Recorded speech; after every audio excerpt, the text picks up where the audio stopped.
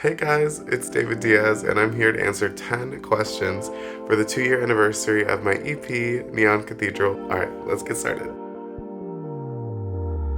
I had just been through so much, like when it came to just religion and spirituality and, my philosophy on life. A lot of people just didn't understand where I was coming from about a lot of things, and I wanted to be able to say how I felt.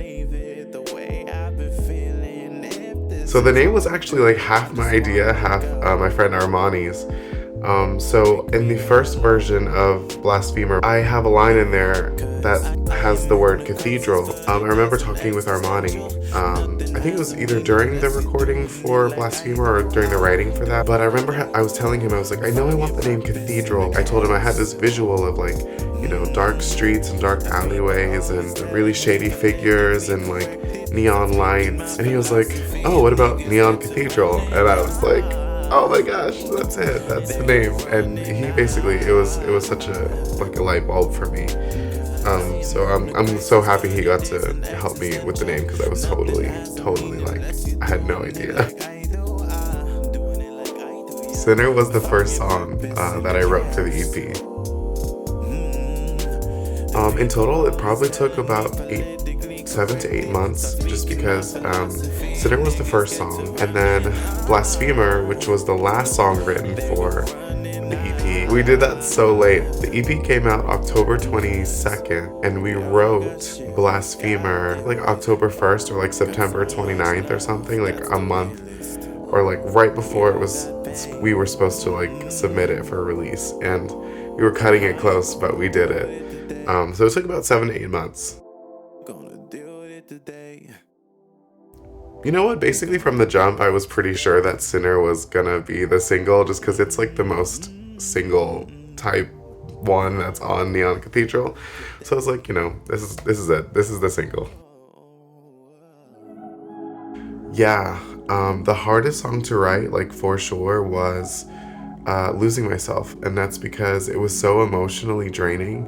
It took me about 6 months to actually finish the entire song, because I had written the first, I think, verse, and then anything beyond that I had tried to just even lay down the vocals for, I would just cry nonstop. So that was pretty difficult.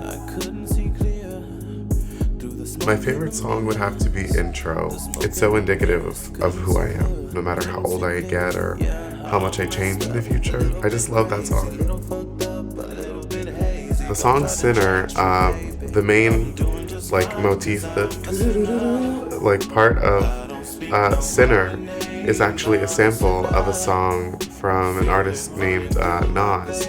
And she was kind enough to let me use the sample of her song in my song Sinner, which is that little motif that you hear in Sinner, which was pretty cool. So thanks to Nas for letting me use that sample.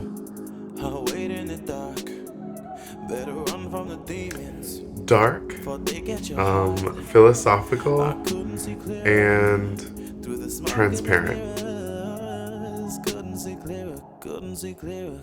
I've grown a lot, sonically, mentally, physically. In just so many ways I've grown.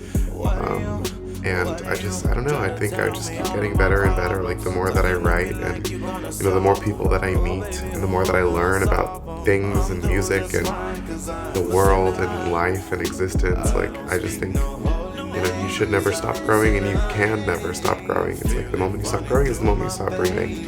So, looking back, I've definitely grown so much. Thank you guys so much for watching. I am extremely thankful for all the support I've had these past 2 years since I started this musical journey, and I could not have gotten this far without you guys, my supporters, my fans, my friends, my family. You guys mean everything to me, and I cannot wait for all the future music that I'm going to be sharing with you guys next year. So stay tuned, and I love you guys so much. Thank you so much for all your support.